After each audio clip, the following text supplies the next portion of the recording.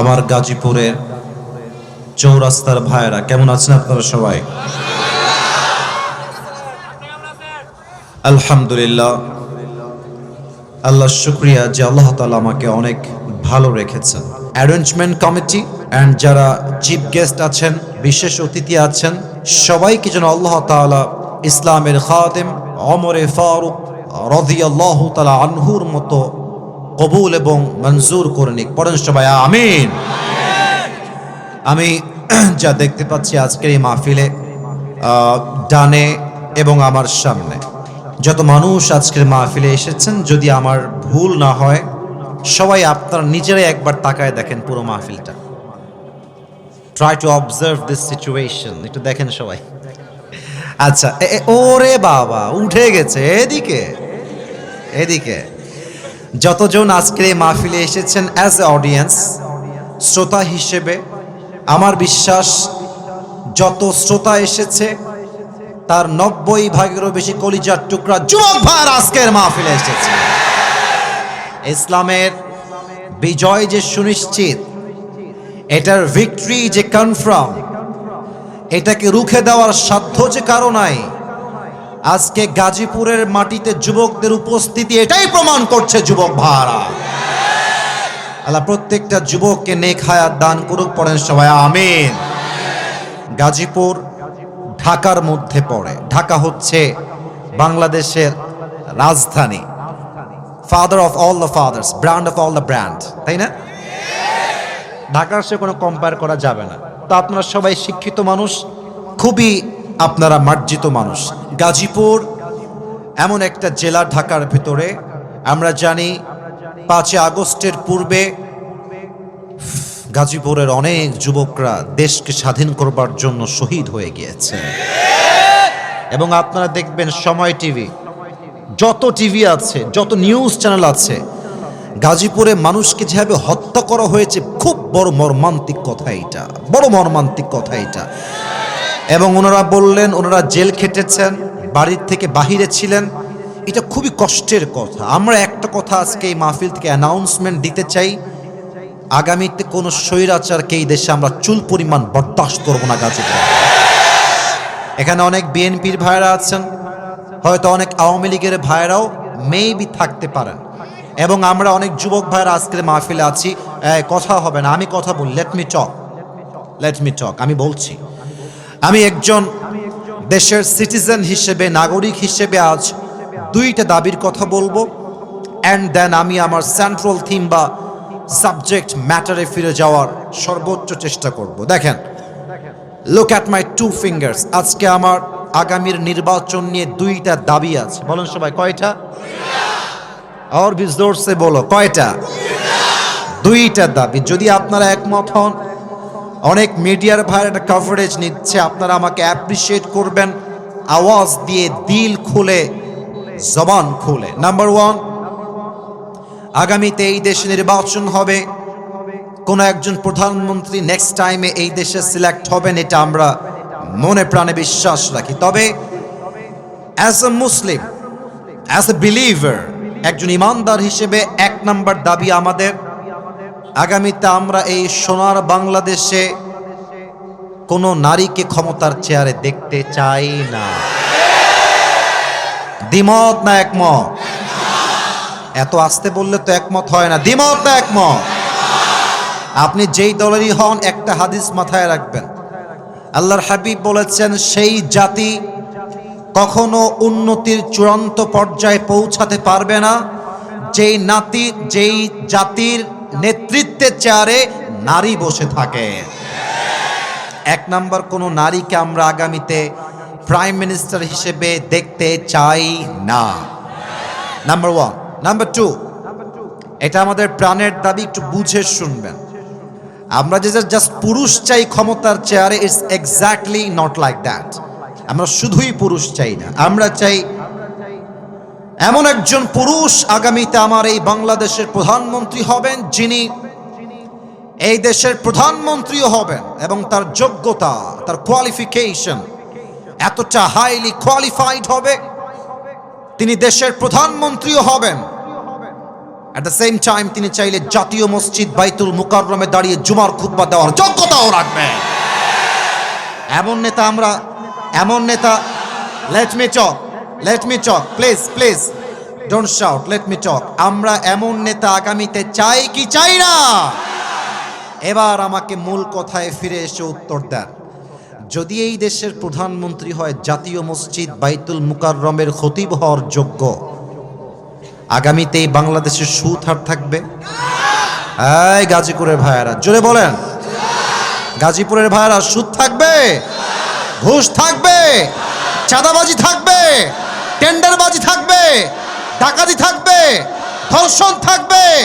পুরো দেশটাই সোনার বাংলাদেশ হয়ে যাবে। এখন আর কোনো ভয় নাই। আগে আমরা হক কথা বললে বলতো যে জামাতিও বলতো, রাজাকারও বলতো, জঙ্গিবাদ বলতো, মৌলবাদ বলতো। ও একটা কথা মনে পড়ে গেল, আপনার সবাই শহীদ আল্লামা দেলোয়ার হোসেন সাইদি হুজুরের নাম শুনেছেন না? আল্লাহু আকবার। আল্লাহ ওনাকে জান্নাতের উঁচু মাকাম নসিব করে পড়েন সবাই। গাজীপুরের মানুষ আসলে অ্যাক্টিভ।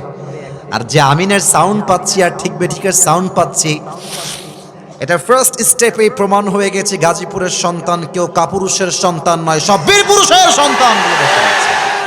শহীদ আল্লামা দেলোয়ার হোসেন সাইদি হুজুর বলতেন, যারা আমাদেরকে মৌলবাদী বলে গালি দাও, হ্যাঁ আমরা মোটেও রাগ করি না।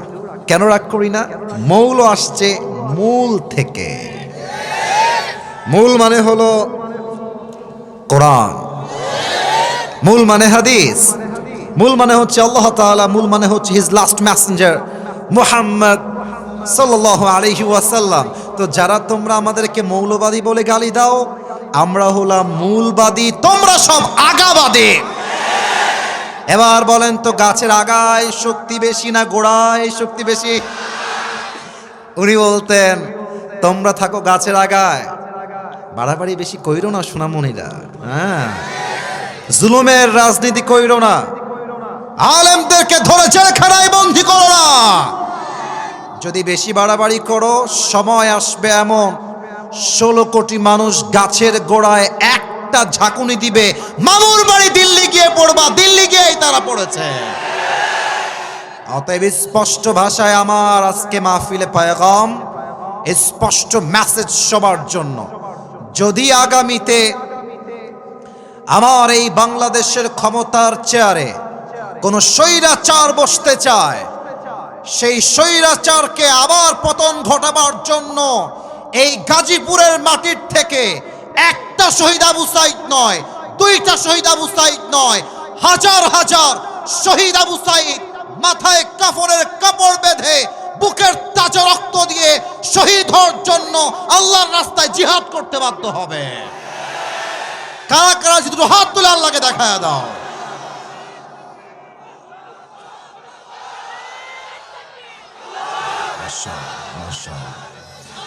আল্লাহ এই স্লোগানকে কবুল করুক, মাশাআল্লাহ। সকলে পড়া আমিন।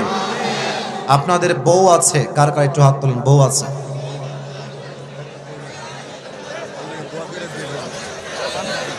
বউ আছে, আচ্ছা হাত নামান, হাত নামান। শীতকালে খুব মজায় আছেন আপনারা, আমি বুঝতেছি।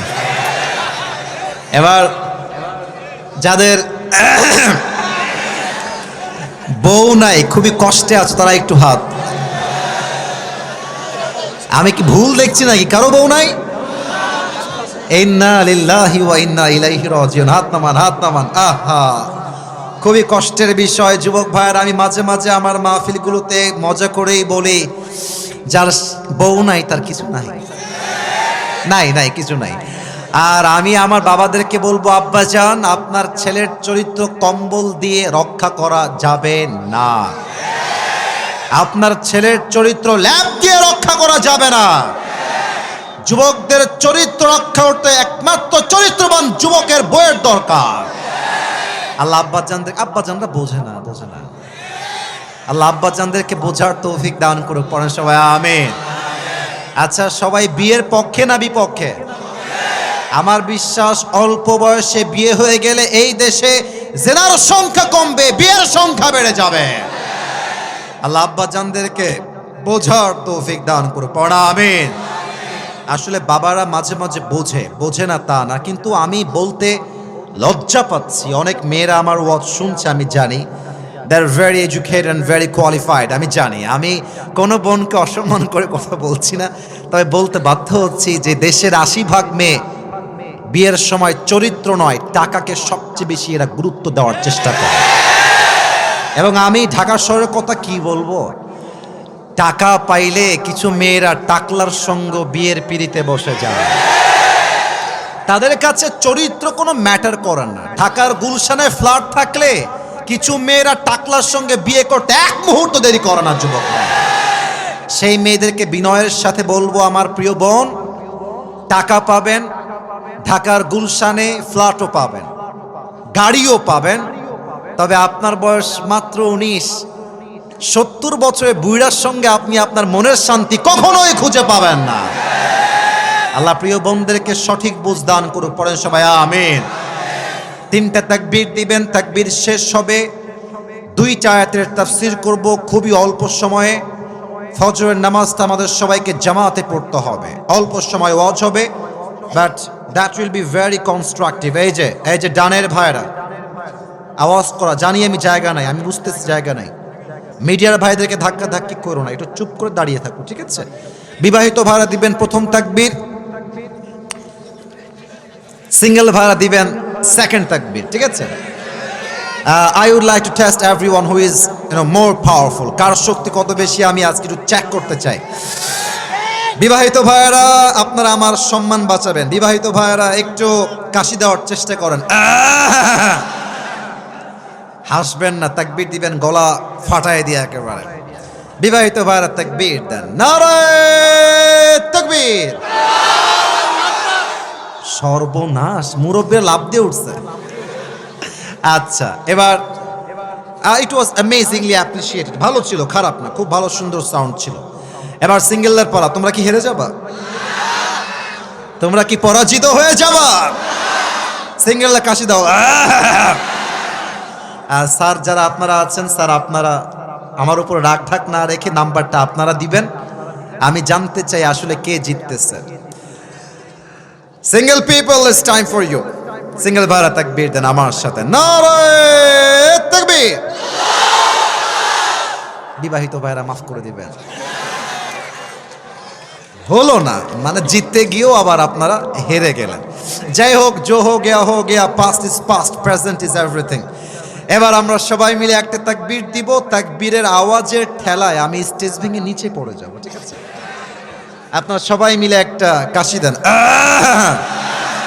গাজীপুরের সন্তান যে আমরা, বিড়ালের বাচ্চা নই, সব সিংহের বাচ্চা, এটা তাকবীর দিয়ে প্রমাণ করতে হবে। রাজি আছেন তো ইনশাআল্লাহ? নারায়ে